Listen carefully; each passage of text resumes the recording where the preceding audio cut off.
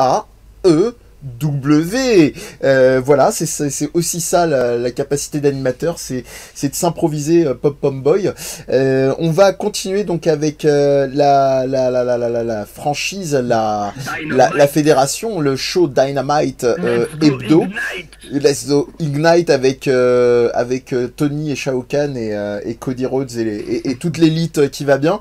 Comme d'habitude, la tradition est Félix avant de donner son avis détaillé, parce que comme vous le savez, Michael ne regarde pas Dynamite là où Félix ne regarde pas les shows de la WWE, donc ça communique bien. Il a le doigt séculier sur le chronomètre qui va me punir si je n'ai pas bien fait mes devoirs et que je dépasse les 5 minutes.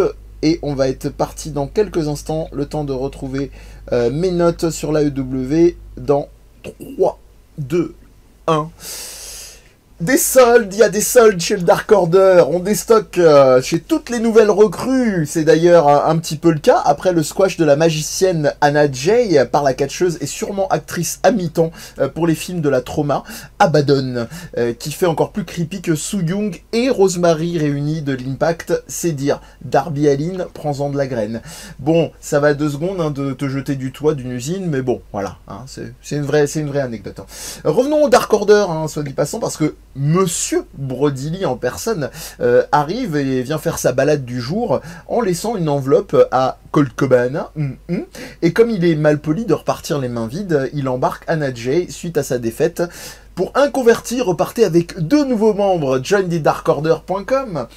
On continue avec MJF contre Gun Billy et les Sons of Gun. Le match tournant au désavantage de MJF, il prend donc ses responsabilités et il fuit. Il est ramené par Billy Manu Militari sur l'épaule. On s'attendrait à une fessée des familles, mais MJF reste le vilain Jojo qu'il est, et il applique non pas des ora ora ora ora, mais de vilaines manchettes au genou de Billy Gunn. MJF continue ainsi ses crasses, mais action de la soirée, pas de discussion, il se fait recadrer par Aubrey qui met un kick dans la corde pour rompre sa prise illégale.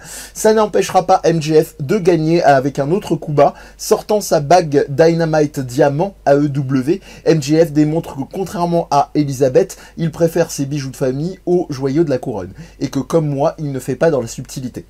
Victoire de MJF, et ça se chauffe aux abords du ring après le match. Wardlow Luchasaurus rejoint par Jungle Boy et MJF, enfin voilà, un joyeux bordel, une foule qui sera malgré tout dispersée tant bien que mal, et on retrouve le Sex Gods, Sami et Jericho, qui continuent leur rôle d'oppresseurs taillés sur mesure et qui charrient mon aussi. Touche pas à mon jus d'orange.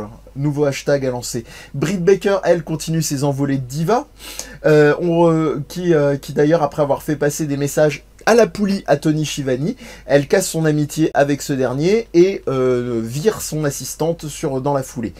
Papy Arn, quant à lui, le petit Arnou, il a trouvé un challenger hors de la EW pour son poulain Cody. C'est la sensation Ricky Starks de la DDT à l'Inspire Pro Wrestling, où il a eu un fabuleux match d'ailleurs avec Sammy Guevara, qu'on vous recommande d'aller regarder. Il est dispo gratuitement en ligne. Ce serait marrant un jour qu'il fasse un Iron Match, Starks. Tony Starks, non, bon, c'est pas grave. Papy Arn, donc, par contre, quant à lui, vrille totale et se met en opposition, comme ça, sans raison.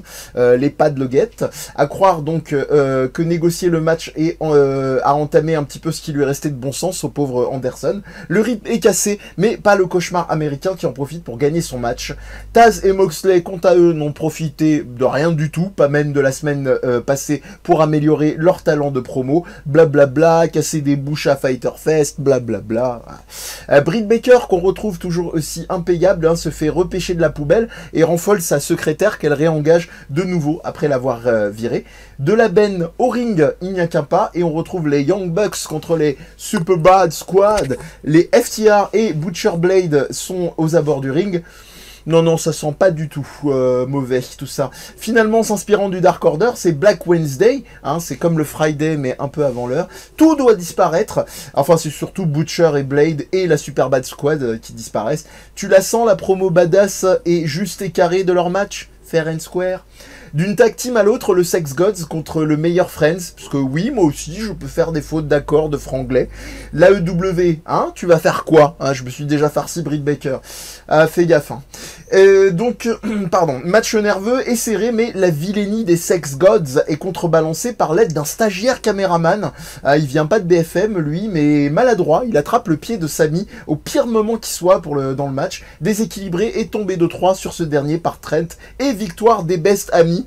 Oh, mais attendez, le caméraman, c'était le pulpeux aussi, et il est pressé d'en découdre avec Jericho. Il en profite pour le tataner, et vu le déluge de coups, on voit qu'il ne manque pas de vitamine C, car l'enfer s'abat sur Judas, qui n'est plus très becoming, si tu vois ce que je veux dire, sur le coup, ni même dans notre esprit. Les best copains ou meilleurs camarades, c'est ce long célèbre à 3 avec un hug qui n'avait pas pu placer avant, comme celui que j'ai envie de vous faire, les copains, et ce, malgré cette foutue distanciation.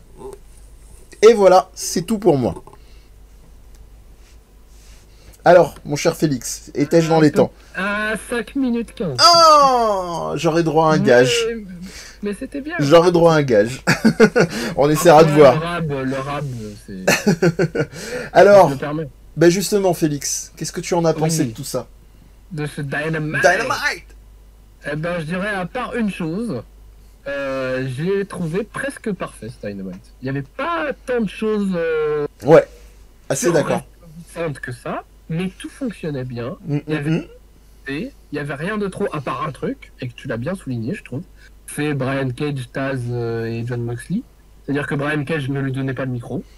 S'il vous plaît. Sur un pro comme ça. S'il vous plaît. Et puis, le discours est insipide parce qu'ils savent pas quoi raconter. Oh là là. C'est très décevant, hein, mais bon. Je suis sûr que le match sera très sympa, mais bon. Peut-être, ouais. On peut ne pas s'en foutre plus, quoi. Genre... Mais à part ça, tout était super bien, même au début. T'as oublié le tag team match du début avec Dustin Rhodes, QT Marshall et Kenny Omega et Hangman Page pour les titres par équipe. On n'a pas parlé.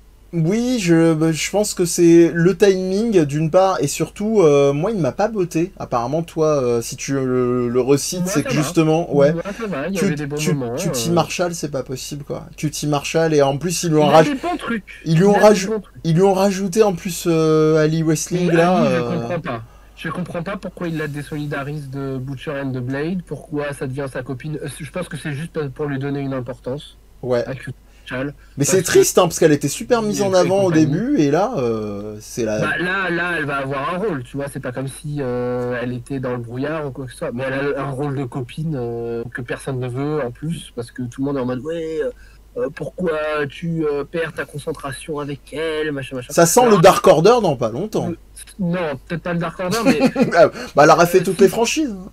Si c'est pour, par exemple, que Butcher and the Blade...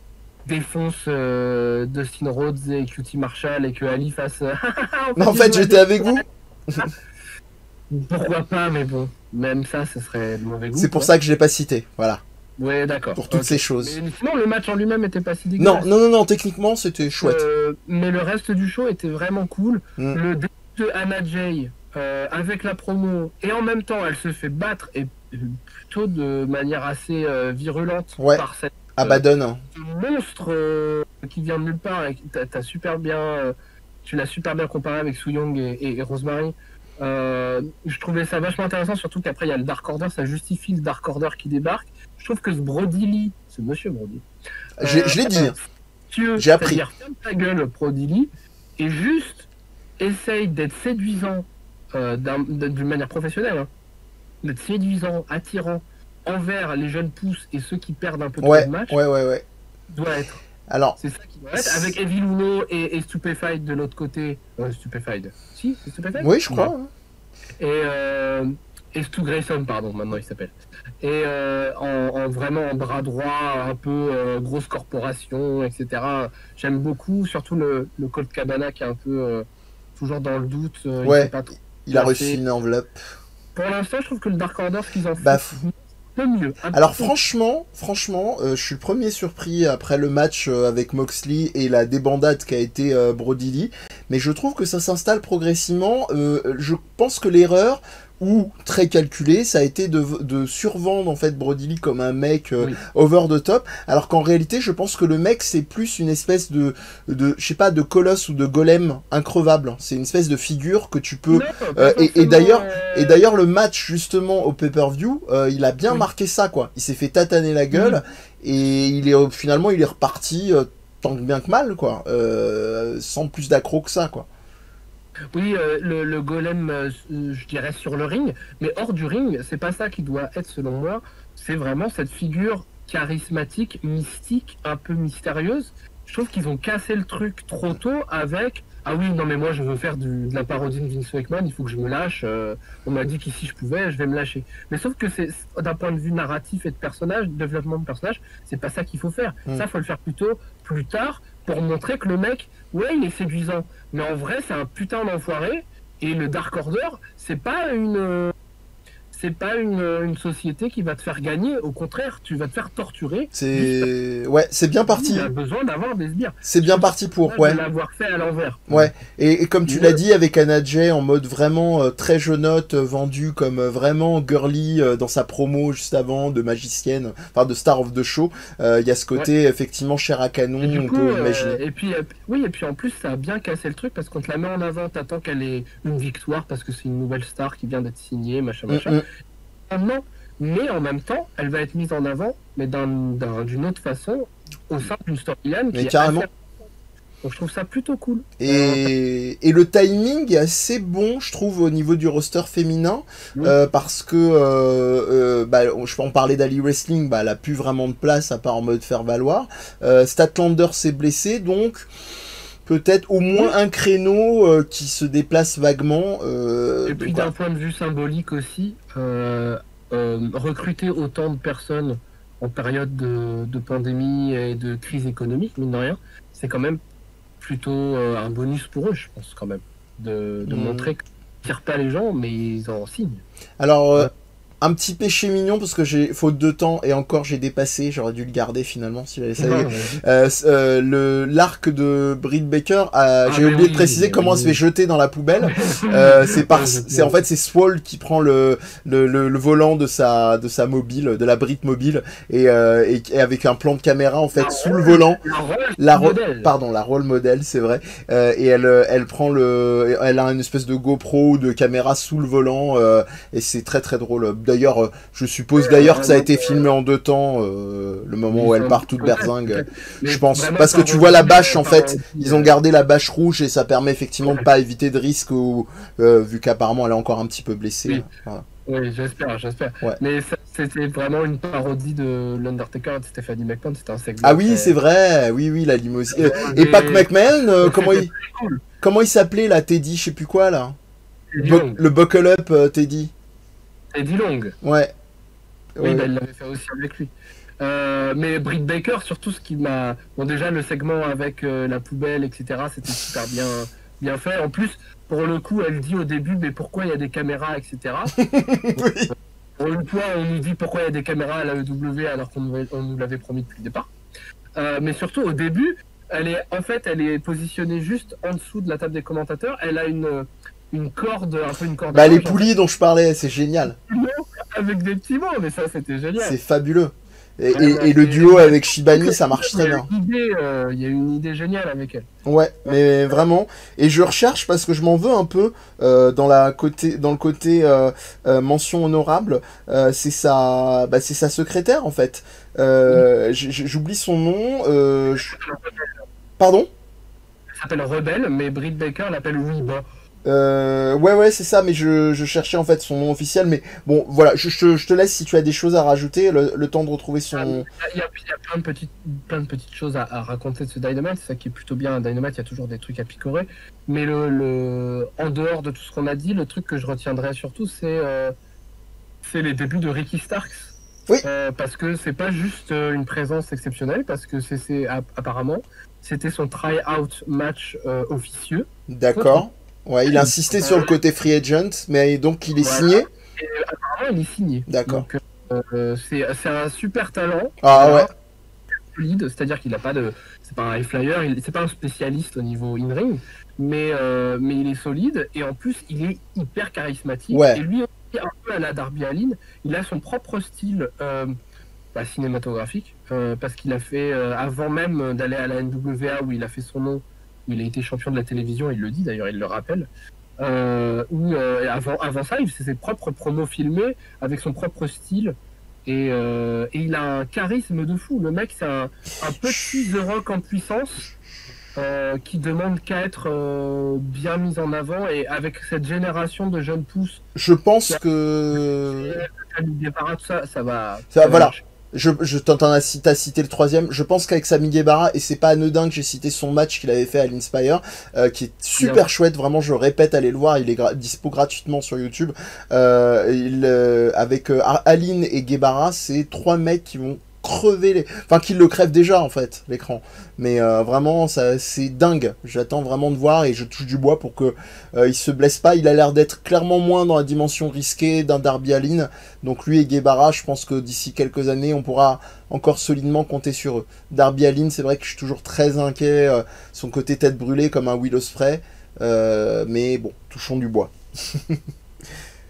Est-ce que tu voulais rajouter autre chose ? Je ne retrouve pas le nom de Rebel, ça m'agace. Ça m'agace, qui est une pop-up girl, en fait, à la vie civile, en plus de ce qu'elle fait. Elle a catché à la... Ouais. Bon, bah c'est pas grave, vous m'en excuserez, vous trouverez probablement son nom si vous êtes déçu. Young Bucks, peut-être, qui était très bon aussi. Ouais. Le duo / trio Super Bad Squad fonctionne bien. Je trouve que les... j'ai été surpris aussi, ouais. Ça profite surtout à Jimmy Havoc qui était vraiment... Ouais. Du panier, et c'est en partie de sa faute, je pense. W en solo, mais je trouve que de s'associer à ces deux jeunes talents, ça va lui faire du bien. Je pense que ça va lui faire du bien, à la fois parce que les deux autres, mine de rien, remontent de plus en plus... Ouais, remonte de plus en plus dans mon estime. Je l'ai pas précisé la dernière fois, mais Penelope Ford, je pense qu'il y a beaucoup de marge. Le match qu'elle avait fait effectivement en tag team avec Nyla Rose, moi il m'avait beaucoup impressionné. Et du coup, j'attends de voir. Sebian, bon, il m'a jamais déçu depuis le début où j'avais vu faire des matchs et une rivalité avec Sami Guevara. Franchement, le gars était sûr et je trouvais que on gâchait son talent plus qu'autre chose. Et je pense que ça va l'aider à ce niveau-là, fréquenter les jeunes machins. Et au niveau du cardio, parce que je pense que ça lui laisse de la place pour exploser vraiment dans les moments où il faut, rester efficace dans les coups vraiment vicieux ou tête brûlée qui sont sa signature et voilà, et renouer vraiment avec ses racines, parce que c'est vrai que ça faisait tellement mal à la gueule de voir en mode gâchis lui aussi. Mais bon, voilà.